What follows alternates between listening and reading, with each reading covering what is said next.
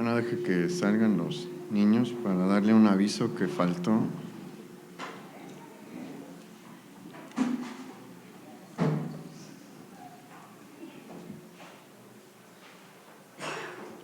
Bien, dos cosas rápidamente. De verdad los invitamos este jueves a la reunión. Es nada más cuestión de 1, 2, ya.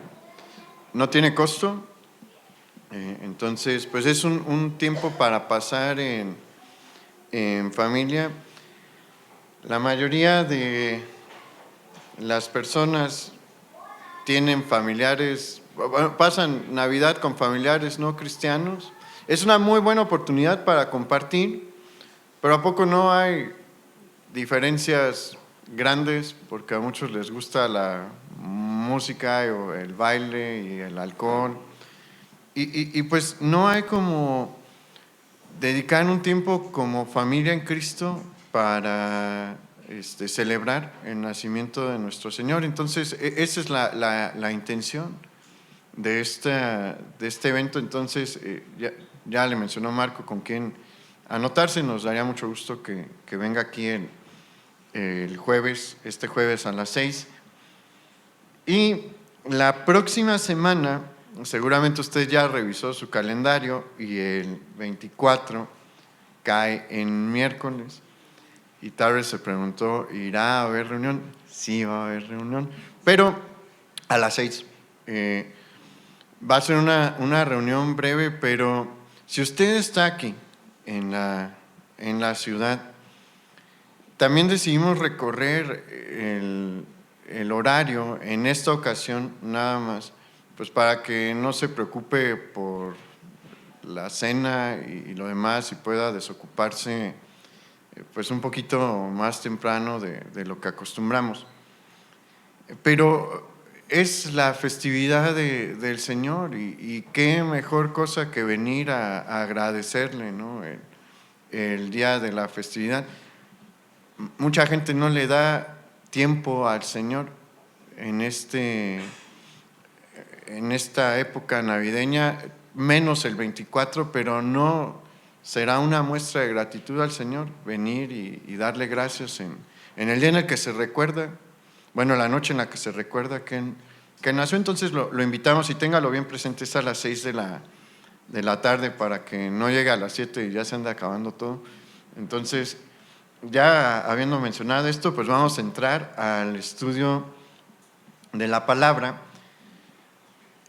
Si vino el miércoles, mi papá compartió el miércoles y habló sobre el significado del nombre Emmanuel, que también cantamos en nuestro tiempo de alabanza y adoración. Emmanuel significa Dios con nosotros. Y es importante que lo tengamos bien presente. Mucha gente se siente sola en este tiempo, pero nadie debe de sentirse solo. ¿Por qué? Porque Dios está con nosotros. Y estos mensajes que tenemos en estas semanas están ligados. Entonces, si ya tiene más tiempo libre, pues escúchelos o venga a las 2 reuniones. Es de bendición. Y el título de nuestro mensaje de hoy es Cuando Dios rompe su silencio. ¿Ha estado esperando respuesta de Dios para algo? ¿Ha notado que cuando uno está esperando una respuesta del Señor, tarda en hablar, tarda en contestar? Y nosotros, como creyentes, debemos de prepararnos para esto, porque si no, puede suceder algo que sucedió en el tiempo del nacimiento de nuestro Señor Jesucristo, y es que el corazón se endurece y no recibe la palabra que Dios manda. Y eso es algo que debemos de evitar. Y bueno, quiero que me acompañe por favor a Lucas capítulo 1, versículo 1. Vamos a estar hablando de cómo Dios rompe su silencio. Pero necesitamos ver primeramente la palabra de Dios. Vamos al versículo 1 ahí en Lucas capítulo 1, por favor.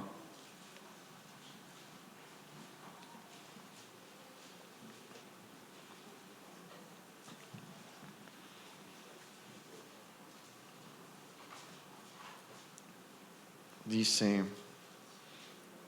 puesto que ya muchos han tratado de poner en orden la historia de las cosas que entre nosotros han sido ciertísimas, tal como nos lo enseñaron los que desde el principio lo vieron con sus ojos y fueron ministros de la palabra, me pareció también a mí, después de haber investigado con diligencia todas las cosas desde su origen, escribírtelas por orden, oh excelentísimo Teófilo, para que conozcas bien la verdad de las cosas en las cuales has sido instruido. Esta es la manera en la que comienza el Evangelio de Lucas. Y mire, el Evangelio de Lucas es muy especial. A los académicos cristianos les encanta. No es mi evangelio favorito, es Mateo, pero después es Lucas. No le voy a explicar por qué ahorita. Mateo es mi evangelio favorito, pero Lucas es un autor dentro del Nuevo Testamento como ningún otro. Comienza su evangelio mencionándonos cuál es el propósito del evangelio y su método para escribir y redactar el evangelio. Le digo que Lucas es muy distinto a todos los demás autores del Nuevo Testamento. A diferencia de los otros tres evangelios, autores de los otros tres evangelios, Lucas no es judío, él es gentil. Es el único autor gentil dentro del Nuevo Testamento y obviamente no tomamos en cuenta el Antiguo, ¿no? El Antiguo Testamento fue escrito únicamente por hijos de Israel. Pero aparte de eso, a diferencia de los otros tres autores del Nuevo Testamento, Lucas es el único autor con una educación formal. Él era médico, eso significa que él ejercía una profesión de mucho prestigio. Hasta la fecha, el médico es una profesión que tiene mucho prestigio social. En este tiempo ya la tenía. Y su origen es griego. Lucas era griego. Y esto nos permite inferir que él, en su proceso de educación, no creo que no había facultad de medicina, no, tampoco crea eso, pero sí había médicos que instruían discípulos y pues tenían una formación cultural también. Entonces es muy probable que Lucas, siendo médico y siendo griego, en su proceso educativo tuviera acceso a los textos de los historiadores clásicos como Heródoto, Heráclides y Xenofón. Y por eso su evangelio es una obra maestra histórica. Su evangelio tiene las características de un historiador clásico. Es un texto muy bien escrito y Lucas, cuando nos está narrando, bueno, no a nosotros, a Teófilo, nos está diciendo qué fue lo que hizo para redactar su evangelio. ¿Y qué fue lo que hizo? Le está diciendo a Teófilo: ¿sabes qué, Teófilo? Yo me puse a consultar a las personas que vieron los eventos de la vida y el ministerio de Jesús.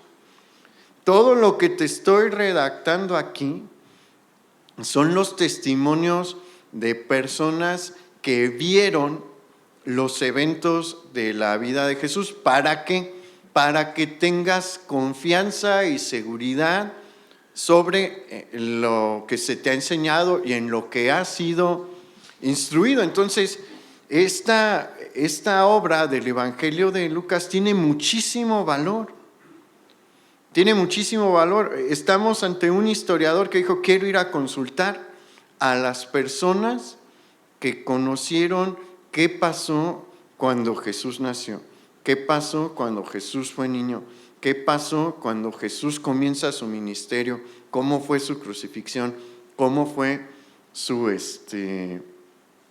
resurrección, qué pasó después de la resurrección. El Evangelio de Lucas es muy emocionante en ese sentido. Y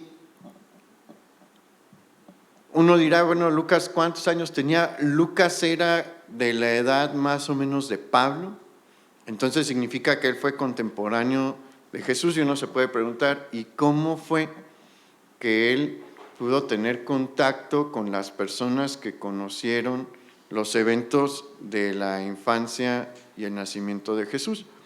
Y la respuesta es bien sencilla. Acuérdense que Lucas era discípulo de Pablo y Pablo estuvo en Jerusalén, ¿se acuerdan? Se cree que Lucas le acompañó y ahí él pudo contactarse con María, él pudo contactarse con los hermanos de Jesús, porque acuérdense que los hermanos de Jesús se convirtieron después de su resurrección. Entonces había muchos a quienes él pudo consultar en este periodo de tiempo. Pablo estuvo varios años ahí en la zona de Judea en cautiverio y nos narra algo bien interesante en el versículo 5. Aquí empieza su reporte de investigación. Vamos al versículo 5. Hubo en los días de Herodes, rey de Judea, un sacerdote llamado Zacarías, de la clase de Abías. Su mujer era de las hijas de Aarón y se llamaba Elisabet.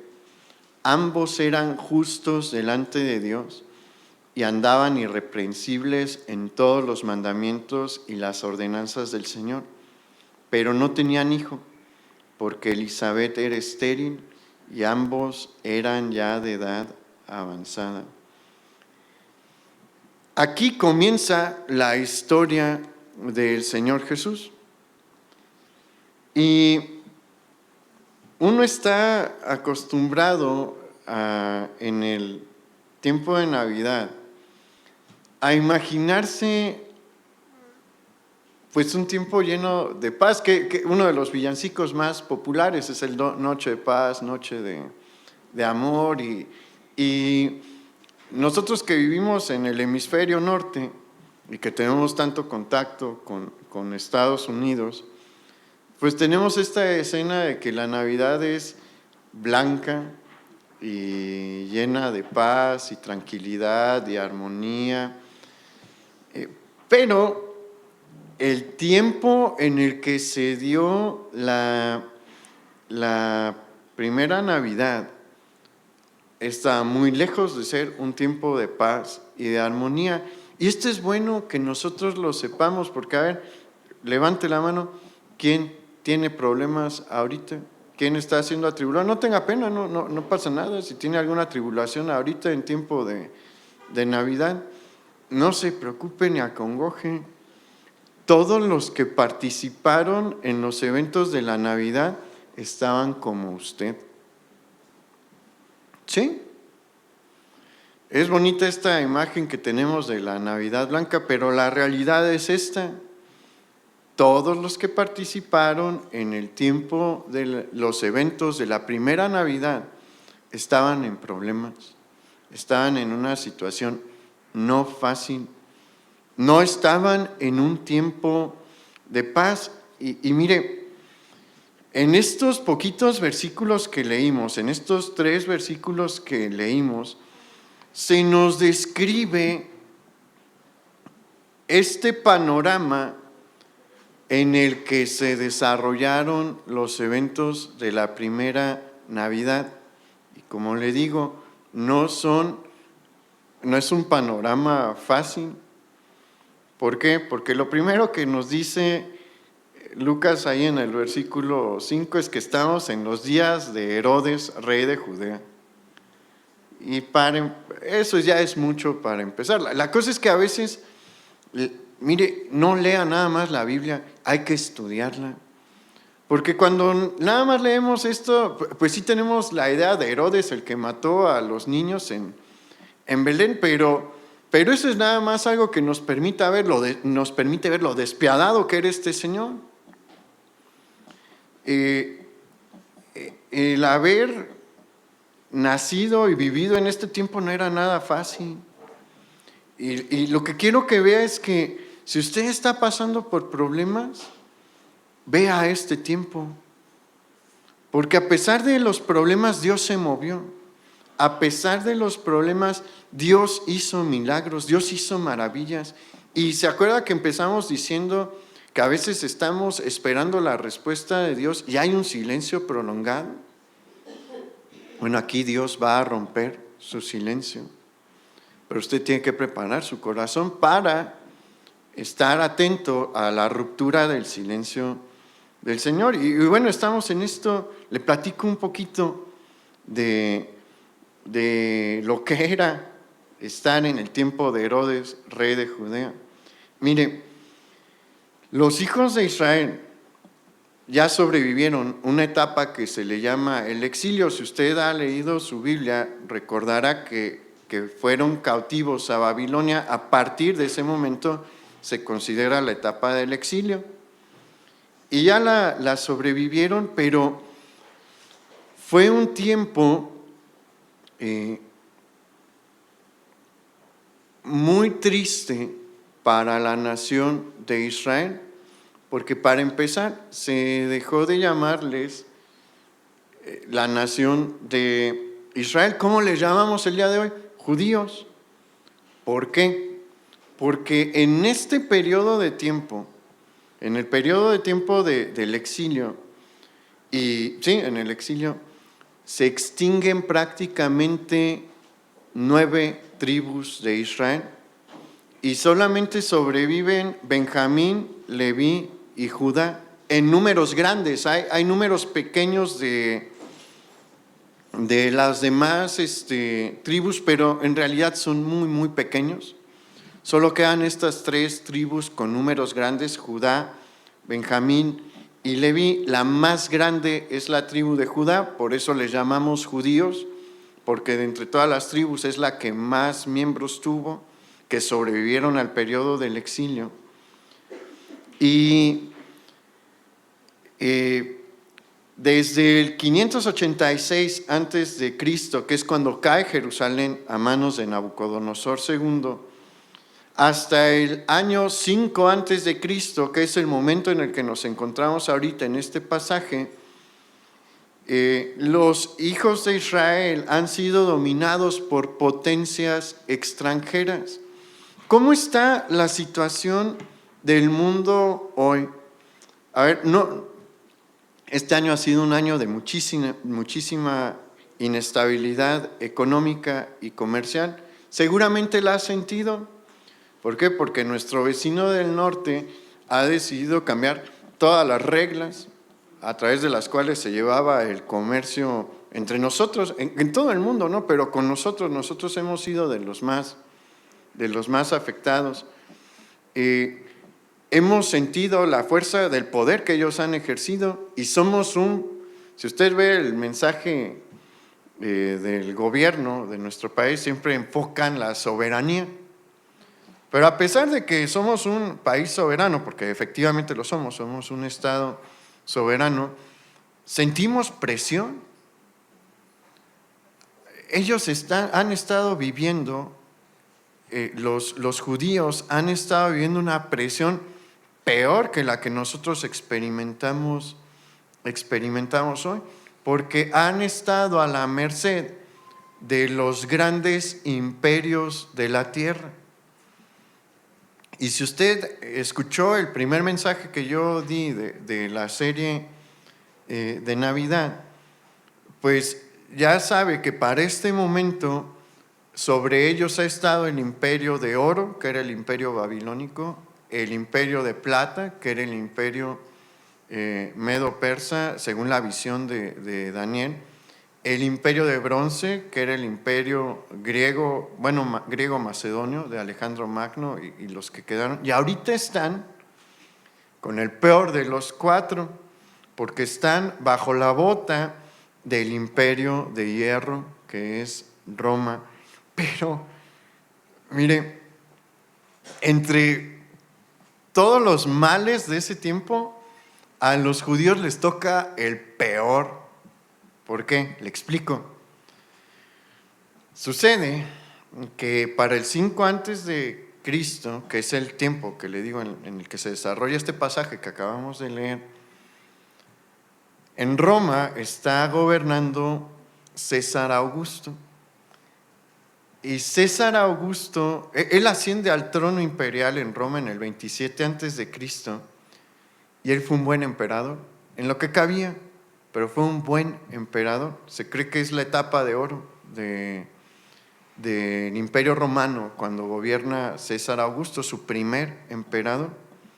Él procuró en la medida de lo posible la justicia y el bienestar en todo su vasto imperio, pero a Judea, Samaria, Galilea e Idumea les toca ser gobernados por Herodes el Grande. César Augusto tuvo conflictos directos con Herodes el Grande, porque, para que vea la clase de persona que era Herodes el Grande. Hay un comentario de César Augusto diciendo que él era un cerdo, perdóneme la palabra, pero es literalmente la palabra que César Augusto utilizó. Él decía ese cerdo de Herodes, porque era terrible, no le caía bien, pero le digo, a los judíos le tocó, como decimos aquí en México, en este tiempo, bailar con la más fea, porque hay un emperador justo que está buscando el bien, pero permite que estos territorios sean gobernados por alguien horrible, por alguien terrible. ¿Y desde cuándo estaba gobernando Herodes ahí? Desde el 37 antes de Cristo, 10 años antes de que César Augusto llegara al trono de Roma. Se siente mal por las cosas que ve, por su gobierno. Aquí no estamos para hablar de política, es una pregunta abierta. Puede que haya alguien feliz, alguien que esté descontento. No es algo nuevo dentro de la Escritura. En el tiempo de los eventos de la primera Navidad, todos estaban descontentos con su gobierno. Porque sí, Roma era severa. Mire, la paz romana no era gratuita, el progreso romano no venía gratis. Ellos le imponían impuestos a todos sus territorios conquistados. ¿Quién paga sus impuestos? Pague sus impuestos. ¿Le gusta pagar impuestos? A nadie le gusta pagar impuestos. ¿Pero qué dijo el Señor?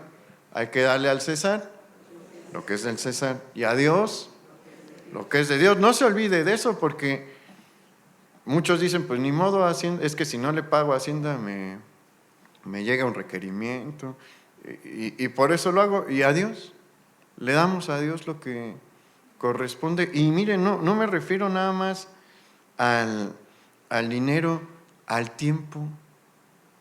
¿No le corresponde a Dios un tiempo? Se lo damos. Llegamos temprano a las reuniones, venimos lo mejor que podemos a las reuniones. Con Dios es con quien más mal quedamos, la verdad. Pero bueno, vamos a regresar aquí. Pues había que pagarle impuestos a Roma, pero le digo que Herodes era todo un personaje. Y nosotros estamos bien identificados con este tipo de personajes. Se parece mucho a nuestros políticos.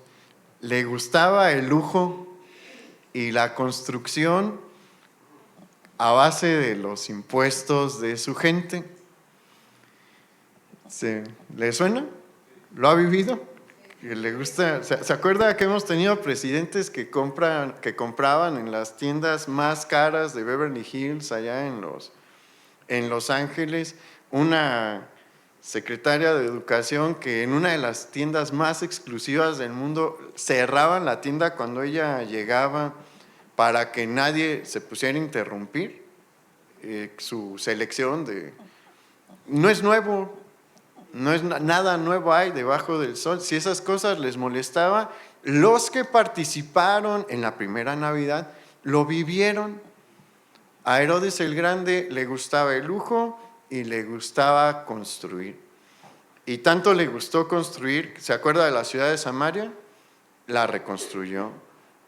Reconstruye el templo de Jerusalén, edifica Cesarea Marítima, edifica una fortaleza particular que se llamó Masada, y otro que por si había duda de que le gustaba construir, que se jactaba él de ser un constructor, a esta edificación le puso su nombre, se llamaba Herodión.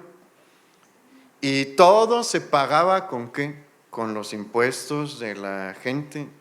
Y si no tenías con qué pagar, te decía, ok, te vienes de esclavo a construir y así me vas a pagar. Y esta es la situación material que envolvía a la gente del primer siglo, después, antes de Cristo, tantito antes del primer siglo antes de Cristo. Y era una situación difícil con la que la mayoría de nosotros nos podemos identificar, porque a todos nosotros ya estamos grandes como para decir, he vivido en gobiernos malos. Ellos vivieron con un gobierno malo toda su vida. Todos nosotros a veces podemos decir, bueno, es que mis impuestos se utilizan mal. Ellos lo podían decir más. Pero lo más triste es la situación espiritual. Y aquí es donde quiero que también analice su vida, porque a veces nos enfocamos mucho en las situaciones materiales y decimos, es que cada vez me alcanza para menos, el gobierno no está haciendo nada para detener la inflación, la inseguridad es una plaga que nos azota a todos. Y mire, varias de estas cosas puede que sean ciertas, pero sí vemos mucho hacia lo que es lo material, pero vemos poco hacia aquí adentro. Y analizamos muy poquito cómo está mi condición espiritual. Para el año 5 antes de Cristo, Israel lleva 4 años sin escuchar la voz de Dios. 4 años de sequía espiritual. Y otra cosa que vemos aquí en los pasajes, ve todo lo que uno puede aprender cuando uno estudia la palabra. Hemos visto 3 versículos y estos 3 versículos todavía nos presentan una situación más difícil, personal. ¿Por qué? Porque nos presentan a una pareja con una dificultad insuperable, con un problema que ellos no pueden de ninguna manera resolver. ¿Alguien aquí tiene una situación así? Dios puede hacer algo, pero le tiene que buscar. Y mire, puede que usted ame y tema y respete a Dios. Ellos también lo hacían. Porque ¿cómo no son descritos Zacarías y su esposa Elizabeth? Vaya ahí al versículo 6, donde estábamos en Lucas 1. Ambos eran justos delante de Dios y andaban irreprensibles en todos los mandamientos y ordenanzas del Señor. si ellos que tenían, pregúntese el Señor puede decir de mí lo mismo que decía de Zacarías, porque acuérdense, toda la escritura es inspirada por Dios. Y esta pareja está también delante de Dios, que Él decide reconocerlos dentro de su escritura. Pregúntese, ¿yo estoy como Zacarías y como Elizabeth?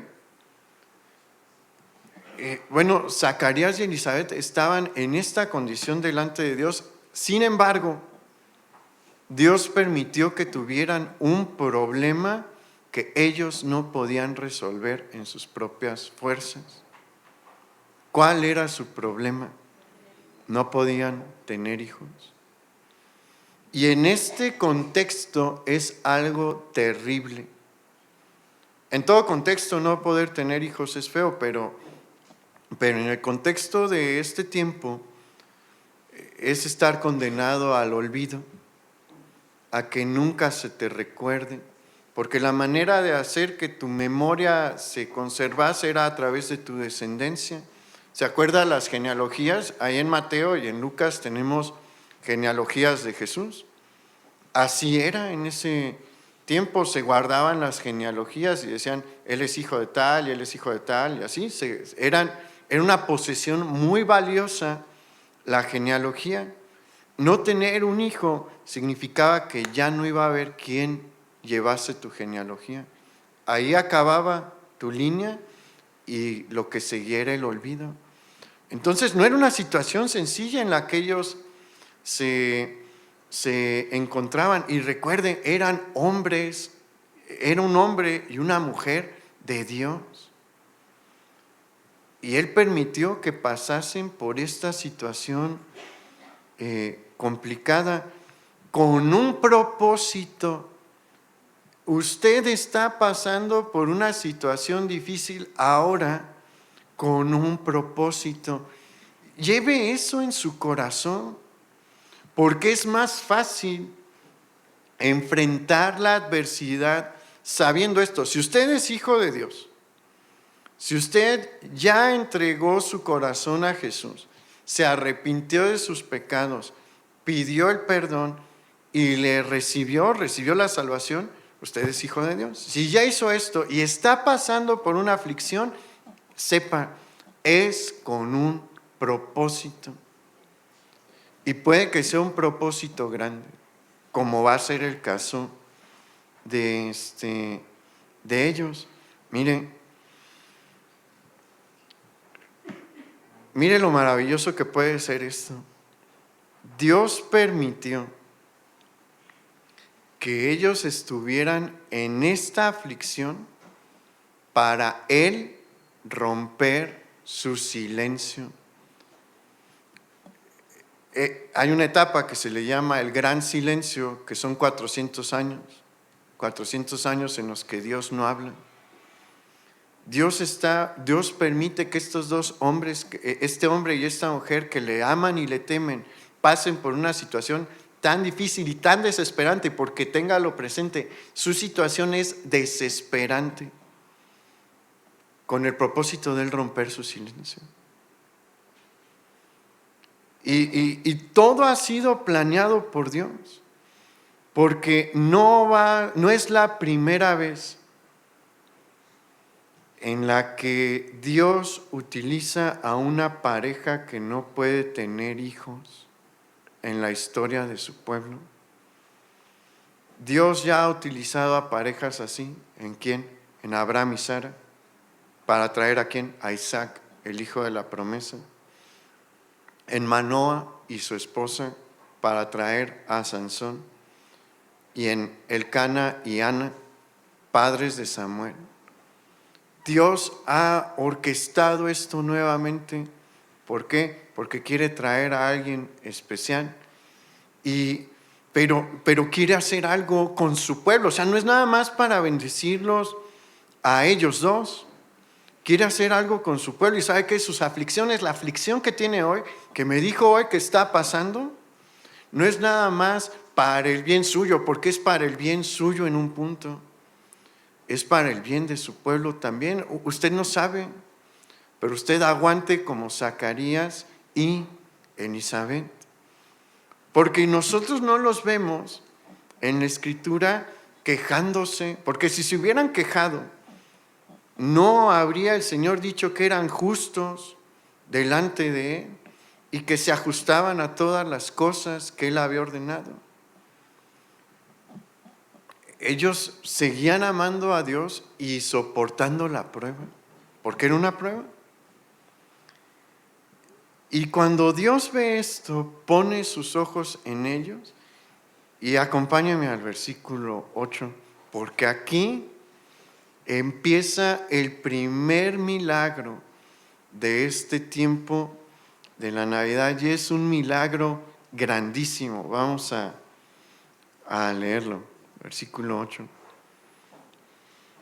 Aconteció que ejerciendo Zacarías el sacrificio delante de Dios según el orden de su clase, conforme a la costumbre del sacerdocio, le tocó en suerte ofrecer el incienso, y entrando en el santuario del Señor,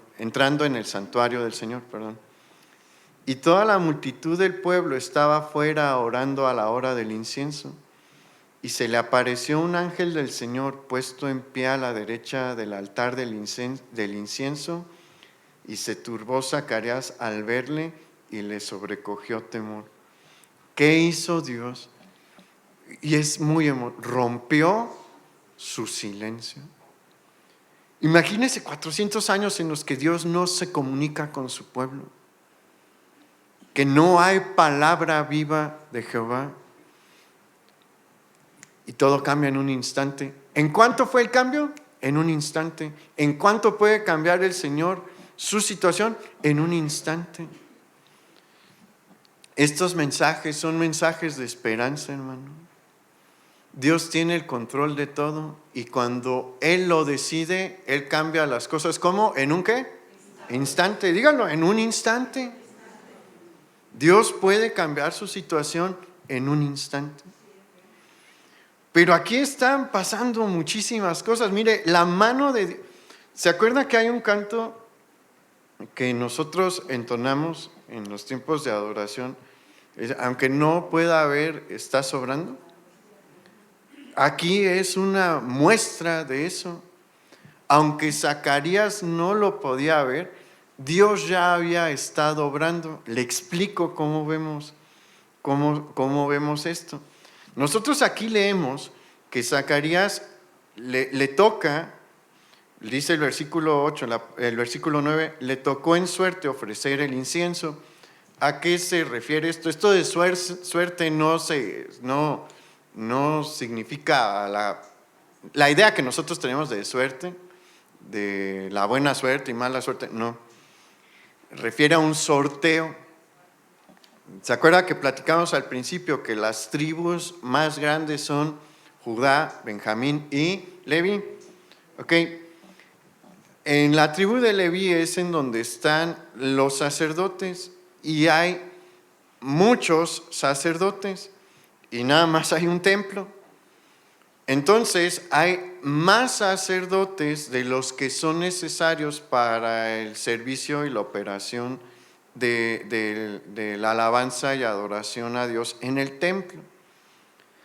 Entonces, desde hace tiempo atrás, se tomó la decisión de que se iban a hacer sorteos periódicos para ver a quién le tocaba el privilegio de ir y ofrecer las ofrendas del sacrificio y para ofrecer el incienso en el lugar santo.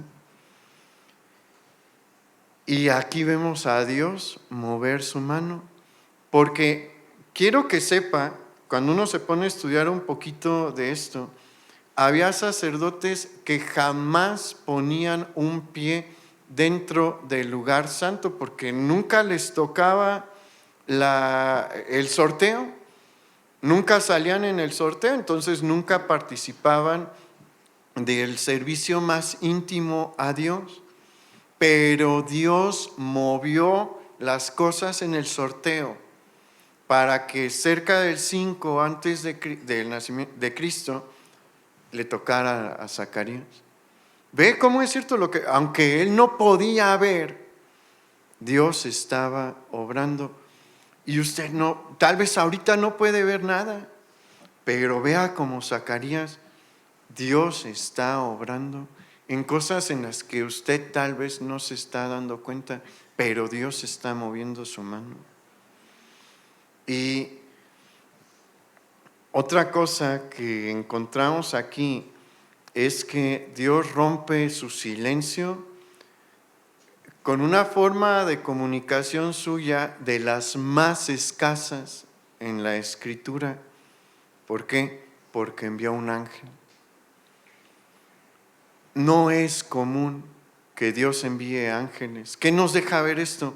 Dios quiere hacer algo grande. La manera en la que Dios se va a mover, la aparición de un ángel aquí, hay un montón de simbolismos, no tengo tiempo para meterme a cada detalle, pero usted estúdielo porque son bien emocionantes. Gabriel, porque es Gabriel, va a estar cerca del candelabro, donde se manifiesta, es un símbolo de la luz de Dios. O sea, hay muchísimas cosas aquí cerca del lugar santísimo también, pero no voy a entrar a eso. Pero mire, en el Antiguo Testamento son muy escasas las ocasiones en las que Dios envía un ángel a dar un mensaje suyo. En ocasiones es el ángel de Jehová mismo el que va, y el ángel de Jehová es una teofanía de Jesús en el Antiguo Testamento. Y el ángel de Jehová tiene más actividad a lo largo del Antiguo Testamento, pero ángeles ángeles de otro tipo son pocos. Está el querubín que cierra el paso a Edén, al Edén, una obra grande de Dios en la que Él tiene que tomar disciplinas. Encontramos también a ángeles acompañando al Señor con Abraham para decirle: el próximo año nace el Hijo de la Promesa, que es un evento importantísimo en la historia del pueblo de Dios y en la historia de la salvación. A ángeles anunciando la destrucción de Sodoma y Gomorra, anunciando el juicio de Dios. Encontramos a ángeles en la visión de Jacob, cuando está oyendo de su hermano Esaú, en visiones de Ezequiel y con Daniel, y ya. No son muchas. Hay algunas más entre los profetas menores, pero no son muchas. Pero lo que está pasando aquí con Zacarías, vamos a verlo, no me quiero adelantar, vamos a leer, a mí me emociona mucho esto, entonces sígame en la emoción, está bien emocionarse también. Vamos al versículo 13. Pero el ángel le dijo: Zacarías, no temas, porque tu oración ha sido oída, y tu mujer Elizabeth te dará a luz un hijo y llamará su nombre Juan.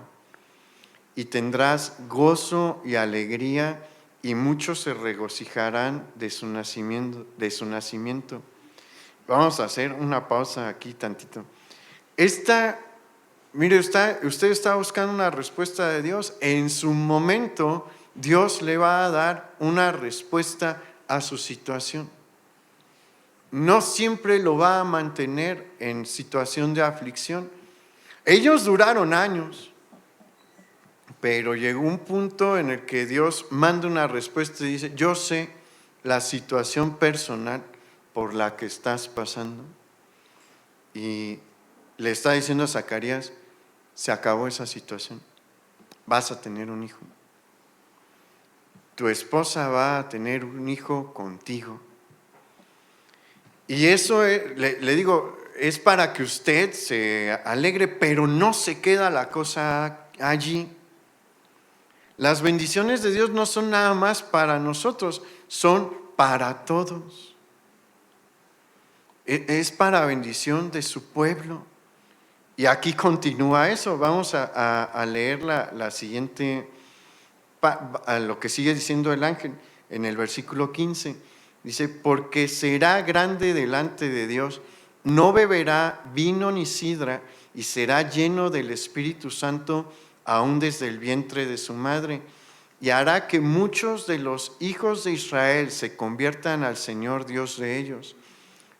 E irá delante de él con el espíritu y el poder de Elías, para hacer volver los corazones de los padres a los hijos y de los rebeldes a la prudencia de los justos, para preparar al Señor un pueblo bien dispuesto. ¿Qué le está diciendo el Señor? No solamente vas a tener un hijo con tu esposa Elizabeth, tu hijo yo lo separé. Y aquí hay muchos, no son simbolismos, o sea, Dios obra con ciertos patrones. Ya platicamos, no es la primera vez que Dios usa a una pareja estéril para traer a un hombre que va a ser importante en el desarrollo de su plan. Sucedió con Abraham y Sara y vino Isaac. Sucedió con Elcana y su esposa y vino Sansón. Y sucedió con Manoah y su esposa, y sucede con Elcana y Ana, y viene Samuel, el gran juez de Israel. Y en este caso, el Señor le dice a Zacarías, viene mi heraldo. Él ya lo había anunciado. Acompáñame, vamos a Malaquías capítulo 4, versículo 5. Porque hay una frase de la palabra de Gabriel que usted va a identificar en este pasaje, Malaquías capítulo 4, versículos 5 y 6. Y desde el 5 lo va a notar. ¿Ya está ahí? Tenga presente esto, Malaquías es el último profeta del Antiguo Testamento. El último libro en escribirse probablemente es Crónicas, pero el último profeta que utilizó el Señor fue Malaquías. Y con esto va a cerrar su profecía en el capítulo 4, versículo 5. He aquí, yo os envío al profeta Elías, antes que venga el día de Jehová grande y terrible. Él hará volver el corazón de los padres hacia los hijos y el corazón de los hijos hacia los padres, no sea que yo venga y la hiera con maldición. Zacarías conocía este pasaje, se lo aseguro. Y cuando Gabriel le dice esta parte del versículo 17, él irá delante de él con el espíritu y el poder de Elías, él sabía a lo que se estaba refiriendo. Él sabía que se estaba refiriendo a que su hijo iba a ser utilizado como el profeta que iba a preparar el camino del Mesías. Y todos estaban esperando al Mesías. Él también. Imagínese, sintió emoción, pero aquí nosotros necesitamos tener cuidado con algo. Porque Zacarías no dio la mejor respuesta. Acompáñame, regrésese a Lucas capítulo 1, versículo 19.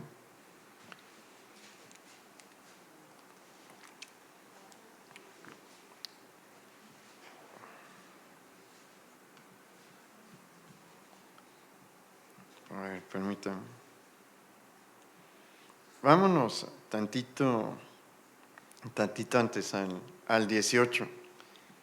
Dijo Zacarías al ángel, ¿en qué conoceré esto? Porque yo soy viejo y mi mujer es de edad avanzada. Zacarías dudó. Un poquito, pero dudó. O sea, no dijo, no creo que Dios no pueda, pero ¿cómo voy a estar seguro? Mejor no dude, porque vea lo que le pasó, lo que pasó después. Ahora sí vamos al versículo 19. Respondiendo el ángel le dijo: yo soy Gabriel, que estoy delante de Dios, y he sido enviado a hablarte y a darte estas buenas nuevas. Aquí vamos a hacer una pausa aquí. Aquí probablemente Zacarías dijo, ya, no lo dijo como nosotros somos mexicanos, él no usaba estas expresiones, pero nosotros hubiéramos dicho, ya la regué. ¿Por qué? Porque él conoce las escrituras, acuérdese, él es sacerdote. Gabriel ya ha participado en la historia del pueblo de Dios. ¿Con quién? Con Daniel. Si usted lee el libro de Daniel, Gabriel fue mandado en 2 ocasiones para hablar con Daniel, y se presenta por nombre. Entonces, ante la incredulidad de Zacarías, Gabriel le dice: yo soy Gabriel. Y ahí entiende Zacarías, estás ante uno de los ángeles que está más cerca de Dios y que fue utilizado para hablar con Daniel y mostrarle lo que habría de venir en el tiempo del fin. Y Dios utilizó a Gabriel para romper su gran silencio, pero le digo, el tener poquita incredulidad tiene sus dificultades. Vea versículo 20, y ahora quedarás mudo y no podrás hablar hasta el día en que esto se haga, por cuanto no creíste mis palabras, las cuales se cumplirán a su tiempo. ¿En qué momento se cumplen las cosas del Señor? En su tiempo. La cosa es que nosotros no conocemos el tiempo. Dios sí. Espere por el tiempo que Él determinó. Y vamos al versículo 21.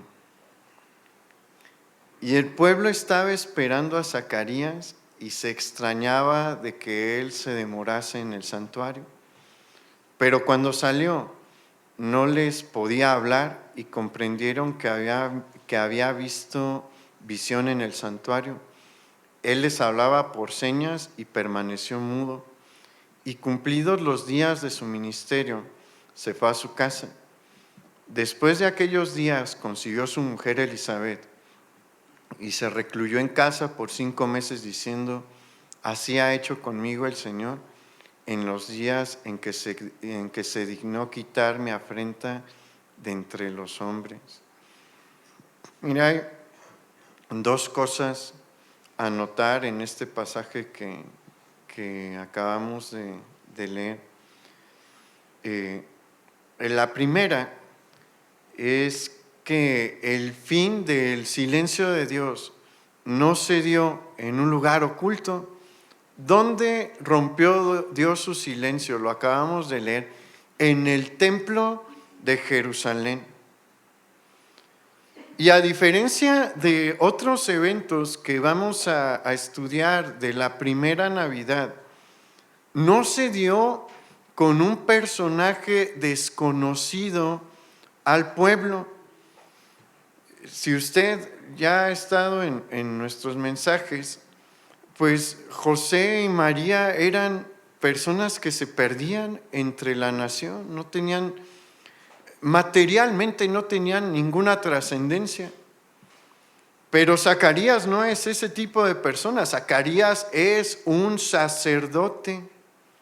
Es de las pocas personas entre los judíos que tiene acceso al templo y que tiene acceso al lugar santo. Él no era sumo sacerdote, entonces no podía entrar al lugar santísimo, pero era un puñado de personas en toda la tierra de Israel que podía entrar al lugar santo. Él era uno de ellos. Y aquí es donde nosotros debemos de prestar atención.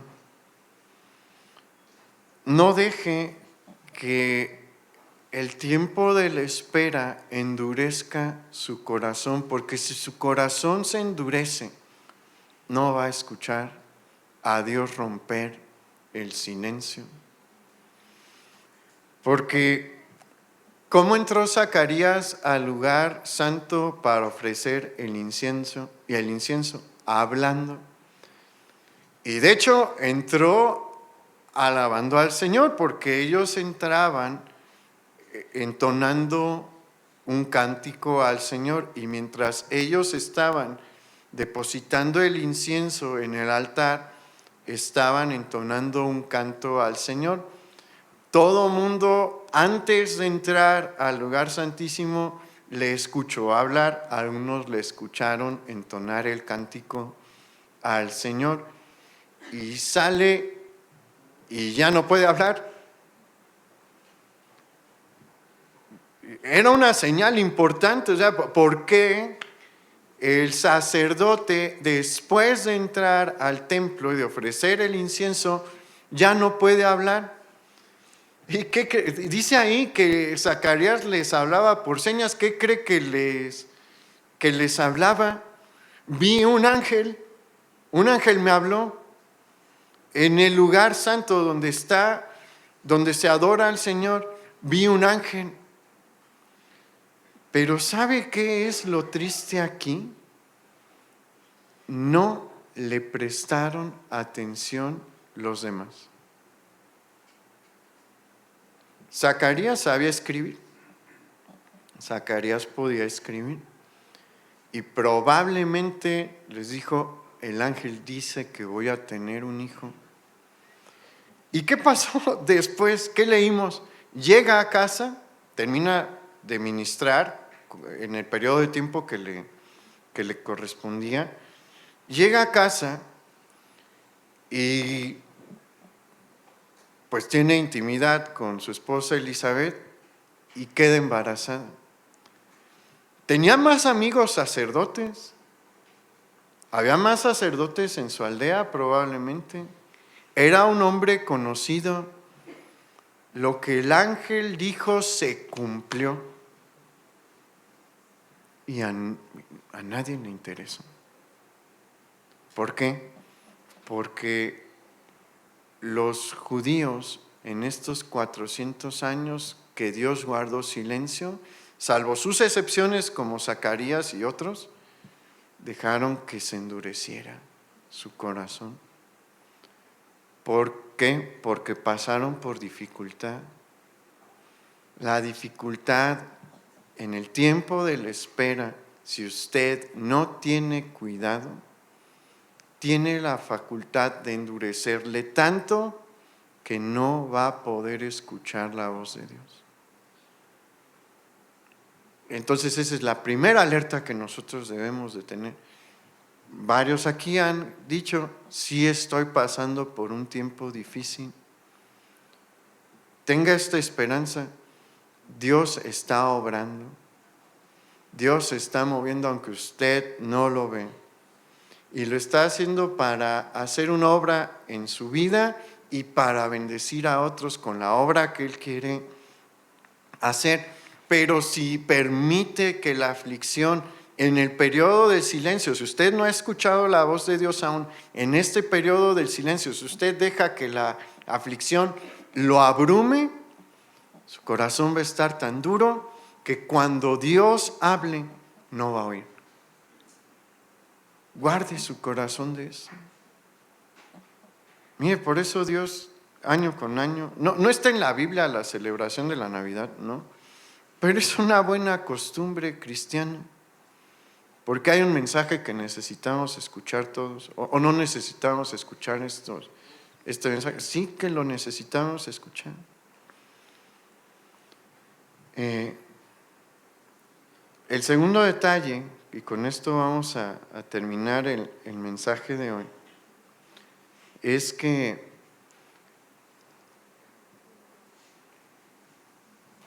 en los montes de Judá, que es donde vive Zacarías, Dios pone en marcha su el desarrollo de su plan más importante para la humanidad, que es su plan de redención. La profecía señalaba que debía de levantarse uno entre los hijos de Israel que preparase el camino para la llegada del Mesías. ¿Se acuerdan que Samuel fue utilizado para preparar la llegada de la casa de David al trono de Israel? Bueno, de entre los hijos, y se acuerda que Samuel era de la tribu de Leví. Nuevamente Dios, de entre los hijos de Leví, va a levantar a un profeta que va a abrirle el camino al hijo de David. Dios ya rompió su silencio.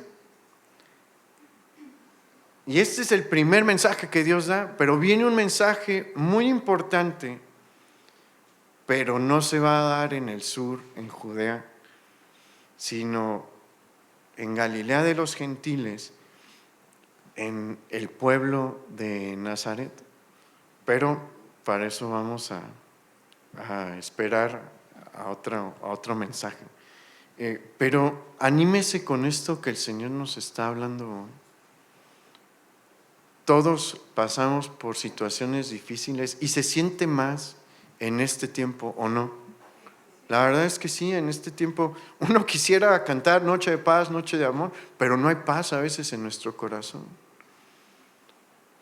No siempre es así, pero Dios está allí dispuesto a hacer algo. Y aunque esté en una situación desesperante como como en la que estuvo Zacarías y Elizabeth, Dios puede obrar en su vida en este tiempo. Usted puede oír si quiere, porque esto es de querer. Si usted quiere y está dispuesto a hacer lo que se tiene que hacer, usted puede oír en este tiempo la voz de Dios. Pero prepare su corazón, porque Él lo preparó. Toda su vida, Zacarías preparó toda su vida, su corazón, para que llegara este momento. Y no dude, porque no vaya a ser que le toque que el Señor diga, bueno, yo voy a hacer lo que había dispuesto, pero no vas a hablar 9 meses. Entonces no dude en su corazón. Vamos a orar. Padre, muchas gracias, porque tú nos hablas esto. Gracias porque tú sabes que necesitamos estas palabras, porque tú mismo nos dijiste en la Escritura, muchas son las aflicciones del justo, pero de todas nos libras tú, Señor.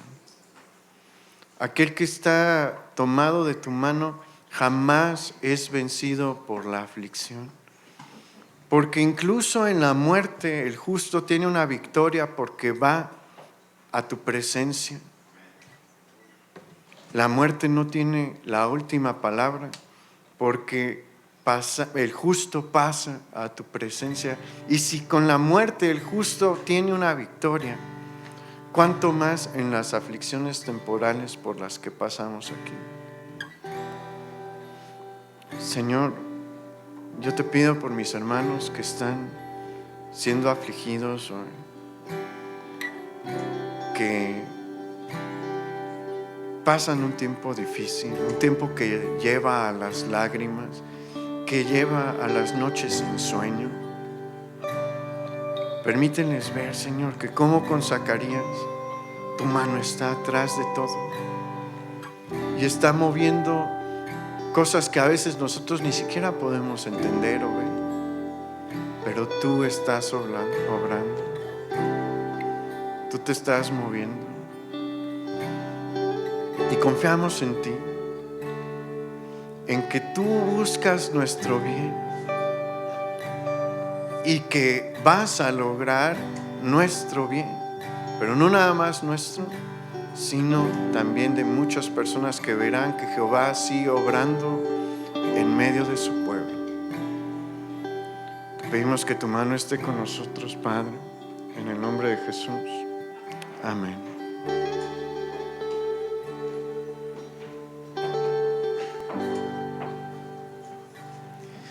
No olvidemos algo que le dijo el ángel Gabriel a Zacarías: tus oraciones han sido escuchadas. Todo es importante, pero mira, muchos a veces pensamos que Dios ya no nos escucha. Muchos decimos, pues es que sí oro, y sí pido, y sí busco, y Dios no me responde. Pero yo quiero decirte que el que no responda a Dios en el momento en que nosotros quisiéramos, no quiere decir que no escuche nuestras oraciones y que no vaya a responder. Así que, ¿cuántos tienen alguna petición que están haciendo? Mira, es más, les voy a decir algo. Muchos de ustedes han sido bendecidos por las oraciones de otros hermanos. Porque a veces el que está pasando por la situación, o le fallan las fuerzas, está en el piso, no atina incluso a pedirle al Señor. Pero quiero decirte que por eso como iglesia oramos unos por otros. Y a veces, aunque no sabemos la situación específica, estamos orando constantemente. Señor, bendice a tu iglesia, ayuda a tu iglesia, ayuda a tu pueblo, ayuda a tus hijos, levántalos, líbralos del mal, no los dejes caer en tentación, etcétera. Y a veces tú ni siquiera oraste, pero otros hermanos oraron. Por eso la familia de la fe es una gran bendición, hermanos. Aquí específicamente le dice a Zacarías: tus oraciones han sido escuchadas. ¿Y quién crees que también oraba? Elizabeth, su esposa. Así que, ¿cuántos saben que mejor son dos que uno? La oración de dos y la oración como iglesia, Dios la escucha. Ponte de pie, hermano.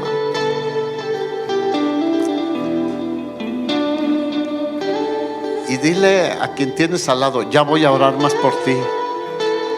Ya voy a orar más por ti. Que el Señor haga un milagro en tu vida. Que el Señor cambie tu condición de esterilidad, de sequedad, de ausencia de vida, porque no tenían vida en su vientre, Elizabeth. Él quiere cambiar todas esas situaciones en nuestra vida, de tristeza, de dolor, de amargura, de desilusión. Él lo quiere cambiar, y quiere cambiar nuestro lamento en alegría, en gozo. Zacarías, aunque salió sin hablar, pero su rostro seguramente hablaba. Seguramente tenía una sonrisa, porque sabía que Dios estaba obrando ya para que viniera un hijo en su familia, y un hombre excepcional. ¿Cuántos quieren que sus hijos sean excepcionales? Sus hijas sean. Oremos por ellos y por ellas, hermanos, por tus nietos, por tus nietas. Qué gran bendición nos dejó el Señor de poder comunicarnos con Él y poner nuestras cargas delante de Él, nuestras peticiones delante de Él, y decirle: ayúdame, Señor. Cuando menos lo esperes, verás la mano de Dios. Zacarías venía a cumplir con su ministerio, pero nunca venía pensando: este es mi día, esta es mi semana, o este es mi tiempo. Pero Dios sí sabía. Así que dale un aplauso al Señor, hermano y hermana. Y Él hoy está obrando a tu favor.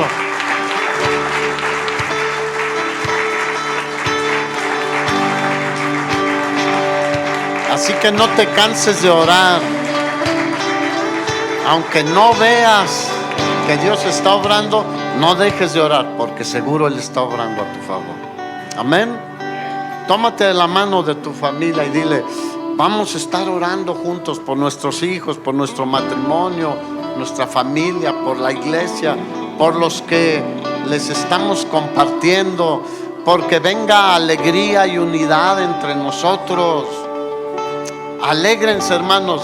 Dios está escuchando nuestras oraciones y está obrando. Amén. Vamos a cantar para despedirnos. En el esplendor del Rey, vestido en majestad, se goza su creación, se goza su creación. Cubierto está de luz, huye la oscuridad y tiembla su voz, y tiembla su voz. Levanta tus manos, dile: cuán grande es mi Dios, canta.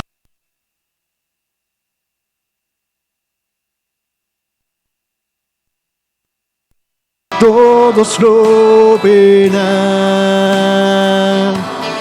cuán grande es mi Dios. De edad, diles.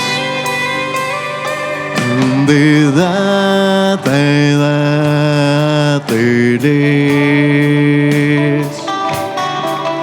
El tiempo y posee, principio y el fin, principio y el fin.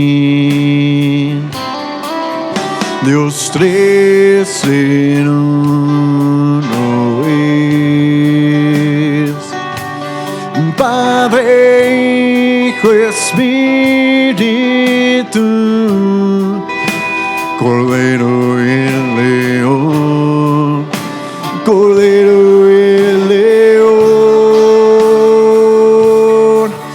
Cuán grande es mi Dios, cántalo, cuán grande es mi Dios, y todos lo verán. Cuán grande es mi Dios, y su nombre, y su nombre sobre todo. Él es digno de alabar. Mi corazón canta, cuán grande es mi Dios,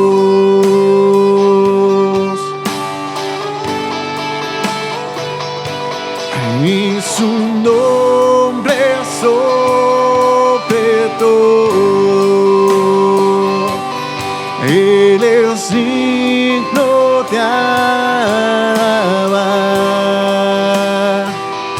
Mi corazón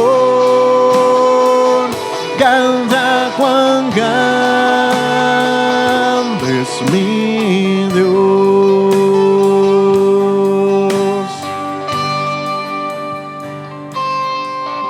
Cuán grande es mi Dios, cántalo, cuán grande es mi Dios, y todos lo verán. Cuán grande es mi Dios. Pues el Señor le bendiga, hermano. Nos vemos aquí el miércoles a las 7. Vaya en la paz del Señor.